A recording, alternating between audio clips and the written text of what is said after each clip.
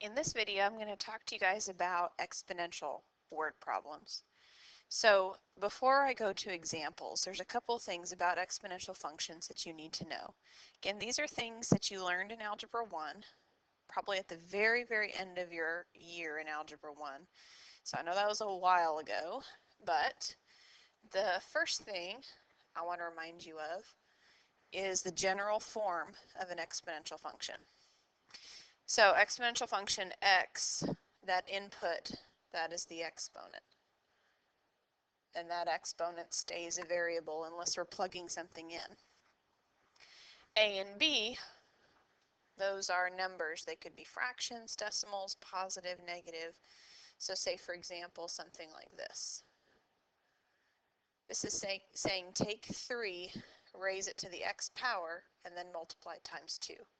Remember, in order of operations, we do exponents first, then multiplication. Now, of these two parts, A is the initial value, or where it starts. And many times, it's the y-intercept. Not always, though. So y-intercept when it's of this form. Sometimes you add or subtract something to the end of it, and that moves the y-intercept up or down. But if it's just an ab to the x, it'll be the y-intercept. So in this example, 41 times 2 to the x, 41 is the initial value.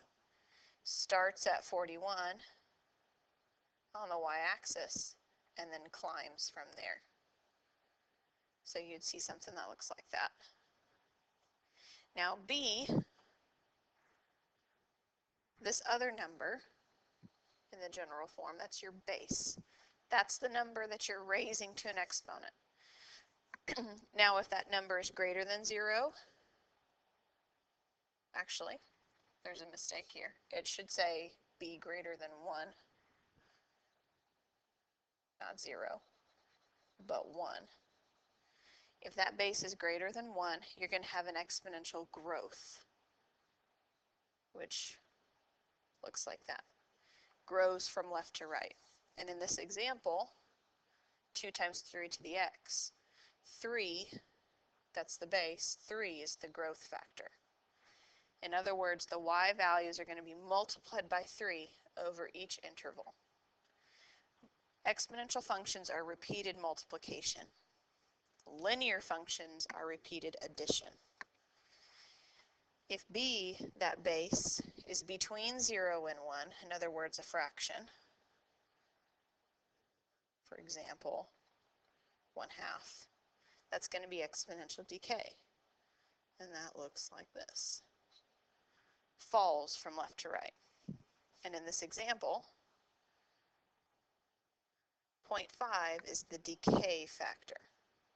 That means the y values are being multiplied by 0.5, or in other words, cut by half, because multiplying by 0.5 is the same thing as multiplying by 1/2 over each interval. Now, when b is a decimal, if your base is greater than 1, it's going to be growth, or increasing. If it's less than 1, then it's going to be decreasing. Now, in exponential functions, most of the time, and especially in applications, we're talking about a percentage that things are increasing by. So for example, when you put money in a bank, you get interest. Interest is computed by a percentage of what's in your account. And the percentage could be big or small. Most savings accounts, the percentage is really, really small. So you're not really getting very much each year, but still some. But it's a percentage that it's increasing by.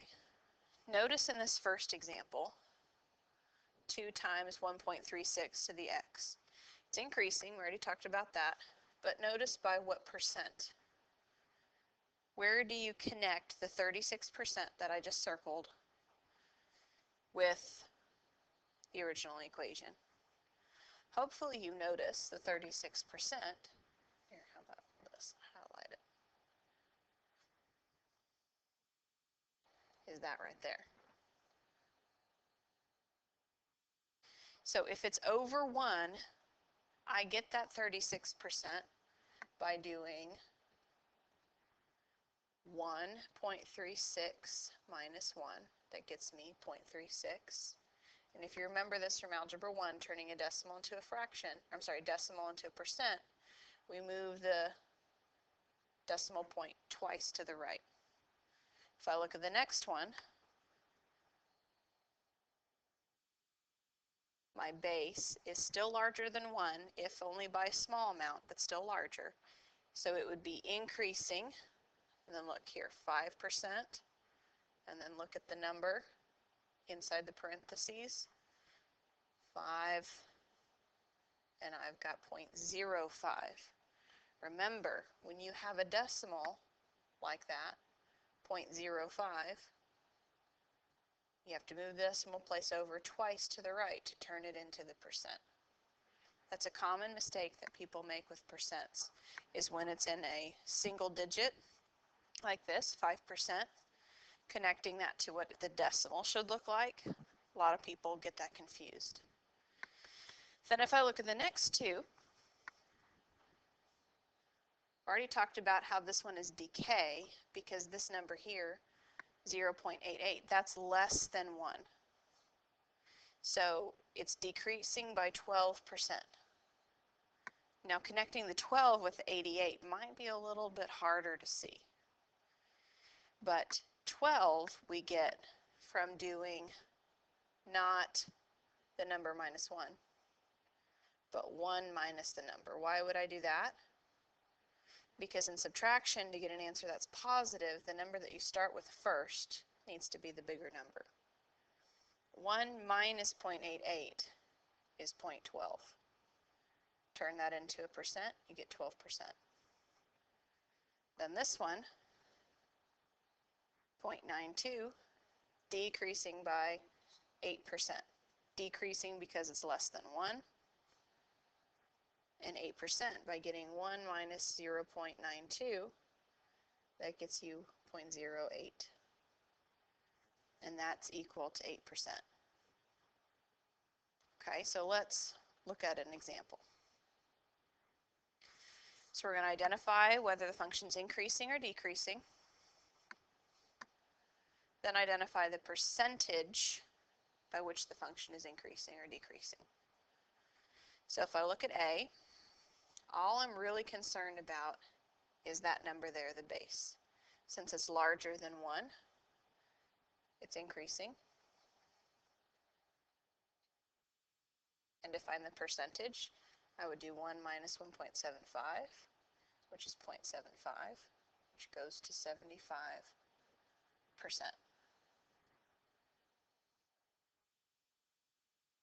Look at the next one.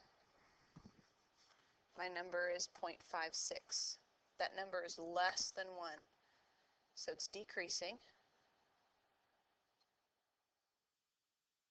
And I'm going to do 1 minus 0.56. 1 minus 0.56 is 0.44. 0.44 goes to 44%. And I just noticed something. You might have already noticed it in what I did in red up above. I did 1 minus 1.75, which technically, mathematically, is negative 0.75. And that's fine, because really what I'm doing is I'm finding the difference between my base and 1. If I understand that, okay, even though I got a negative, that doesn't mean my answer is, I should say that it's increasing by negative 75%. I'm just trying to find the difference, the change from 1 to my base. So you could do it this way. If I want to be mathematically correct in my equation here, I should have included the negative. Okay, moving on. Next one. Base. Is that larger than 1 or less than 1? It's less than 1, so that means that it's decreasing. By what percentage? 1 minus 0.73 is 0.27. So that equates to 27%. Last one. Bigger than 1 or smaller than 1? It's bigger, so that means this is an increasing exponential function. 1 minus 1.02 is negative 0.02. Again, I'm just looking for the difference between 1 and my base, and that equates to 2%. Not 20%, 2%. So a lot of the questions on exponential functions wants to see if you understand about A, the initial value. If I were to go back up here, remember, right here, initial value. Understand what that means in the context of a problem, and then understand the base with this context, increasing or decreasing, and by what percent. I would say a large majority of the questions that you're going to see on this content assessment deal with can you understand those two things. So as we go through these examples, I hope you're going to see how I'm going to connect the conversation we just had about the initial value, or A, and the base, B, with these problems. So it says the population of bacteria can be modeled by the equation f of t equals 25 times 1.15 to the t, where t is the number of hours since the records began. What is the initial population of bacteria? First question. Is the population increasing or decreasing? Second question. And by what percentage is the population increasing or decreasing? So let's look at the first question, initial population of bacteria. If my exponential function, oops, not xt, if that's my exponential function, this number in front, that's the initial value, or in this case, initial population. 25 bacteria. Is it increasing or decreasing? How I determine that is I look at the base. That's 1.15. Is that bigger than 1 or smaller than 1? Since it's larger than 1, I would say it's increasing.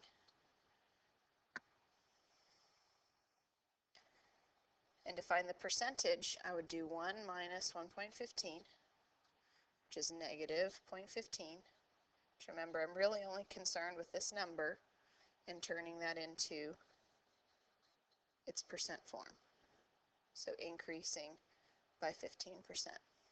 Done.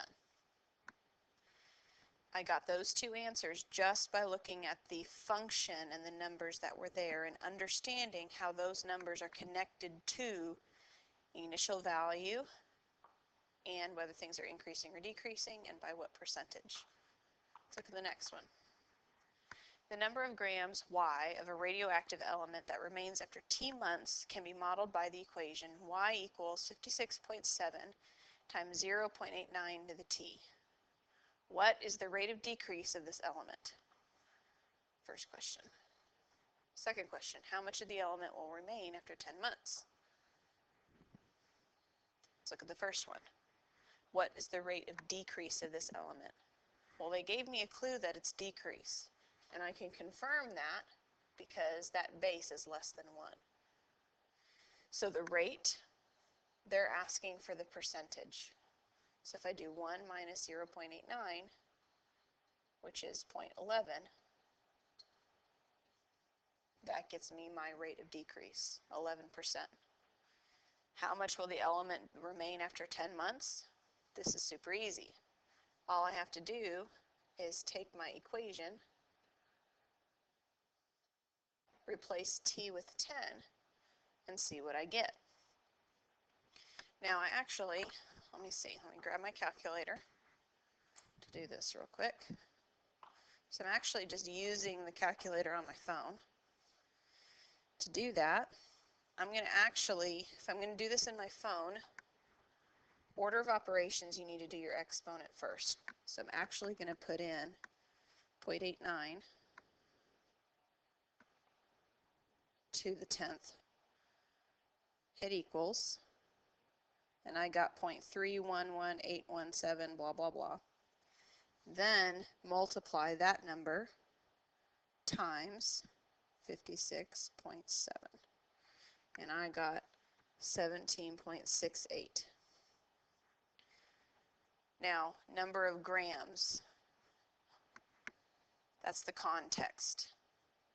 So 17.68 grams. Now, we're not going to worry about significant figures, but in general in math, 2 decimal places is a good way to go. So that's it. That last question was what I like to call a plug and chug. Just plugging in a number, putting it in your calculator, and working it out. Okay, let's look at the next one. Each year, the value of a car decreases by 8% each year. If the car was originally priced at $18,700, at the end of the first year, its value is priced at $17,204. At the end of the second year, it drops to $15,827.68. If this pattern continues, what will the value of the car be priced at the end of the 5th year? Okay, they've actually given us some extraneous information. Really, the only pieces of information that I need to know what the initial value is,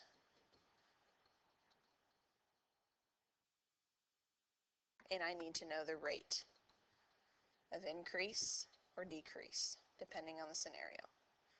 All the rest of the stuff may not necessarily matter. So let's try and find the initial value first. The initial value. Each year, the value of the car decreases by 8%. That's going to talk about my base, what goes inside the parentheses. If the car was originally priced at $18,700, so $18,700 is my initial value. If it decreases by 8%, I'm going to want to take away 8% from 1. Not add it, but take it away. 1 minus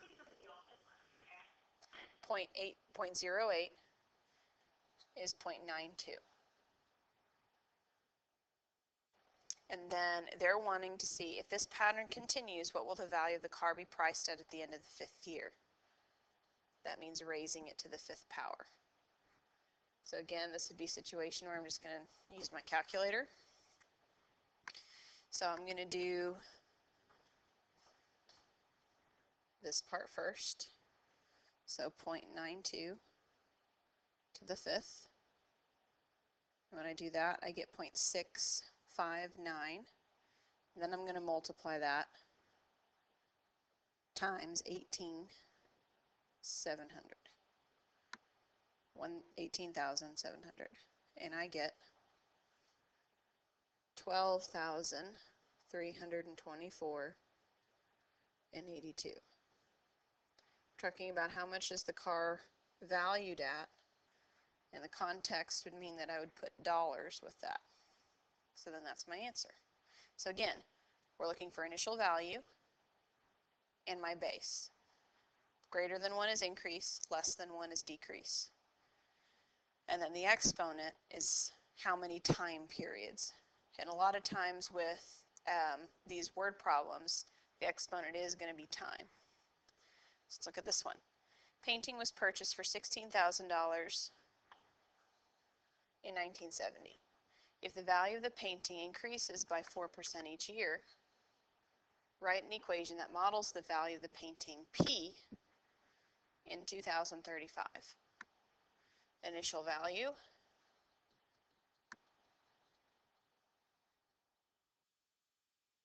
that's $16,000. That's the original price of the painting. What is my rate? I'm increasing. It's 4%, so I'm going to do 1 plus 4%, which is 1.04. So if I'm going to build my equation, it would look like this. P, the value of the painting, equals 16,000, that's my initial value, times my base to the T. T for time. Now, they actually gave me a year, 2035. Now, would I put that number, 2035, in for T? No. To put that number in for T, I'm going to look at the difference between my starting year and the year that they want me to look at. The difference between 2035 and 1970 is 65 years. So remember, on your content assessment, these are multiple choice questions.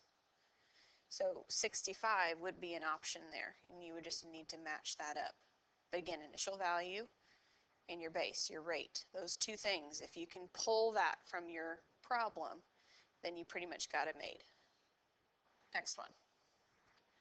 The mass of a 2-kilogram radioactive element reduces by a factor of 1/2 each year. Write an equation that represents the remaining mass, m, in kilograms after T years. Initial value, just to abbreviate that. Where does it start? 2-kilogram radioactive element. My rate reduces by a factor of 1/2. Now the phrasing is a little bit different here, but it is still a decrease. It's decreasing by 1/2 each year. So 1 minus 1/2 is 1/2. That's my base. So I've got 2 as my initial value, 1/2 as my base. M is the mass, that's what I want it to equal, and T is time. That's it. Again, multiple choice, you'd be able to match this up, but you're looking for the initial value and the rate. Okay, that's it for exponential word problems. In the next video, I'm going to talk about end behavior. There's a few questions on the content assessment that talk about that.